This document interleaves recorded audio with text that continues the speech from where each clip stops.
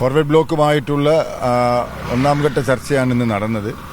പ്രതിപക്ഷ നേതാവും UDF ചെയർമാനുമായ Shri VD Satheesan, UDF convener Shri Adoor Prakash, KPCC president Shri Sunny Joseph തുടങ്ങിയവർ ചർച്ചയിലുണ്ടായിരുന്നു.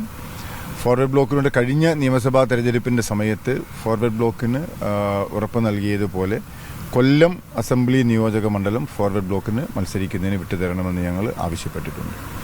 കഴിഞ്ഞ 5 വർഷക്കാലം കൊല്ലം അസംബ്ലി മണ്ഡലം കേന്ദ്രീകരിച്ചാണ് പാർട്ടി അതിൻ്റെ പ്രവർത്തനങ്ങൾ മുന്നോട്ട് കൊണ്ടുപോയിട്ടുള്ളത്. കൊല്ലം അസംബ്ലി നിയോജക മണ്ഡലത്തിന് പുറമെ മറ്റൊരു സീറ്റ് കൂടി ഫോർവേഡ് ബ്ലോക്കിന് മത്സരിക്കാൻ അനുവദിക്കണമെന്ന് ആവശ്യപ്പെട്ടിട്ടുണ്ട്. അതിന് ഞങ്ങൾ 4 സീറ്റുകളുടെ ചോയ്സ് ഞങ്ങൾ കൺവീനർ മുമ്പാകെ വെച്ചിട്ടുണ്ട്. വൈപ്പിൻ, അരുവിക്കര, കായംകുളം അല്ലെങ്കിൽ മലമ്പുഴ, ഇത് 4-ൽ ഏതെങ്കിലും ഒരു സീറ്റ് കൂടി ഫോർവേഡ് ബ്ലോക്കിന് അനുവദിച്ച് തരണമെന്ന് ഞങ്ങൾ ആവശ്യപ്പെട്ടിട്ടുണ്ട്. ചർച്ചയിൽ അനുഭാവപൂർവ്വം പരിഗണിക്കാമെന്ന ഉറപ്പാണ് നേതാക്കന്മാർ ഞങ്ങൾക്ക് നൽകിയിട്ടുള്ളത്.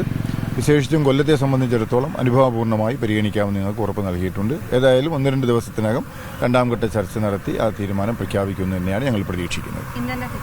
ഇന്ന് തിരിക്കും. ഓക്കെ.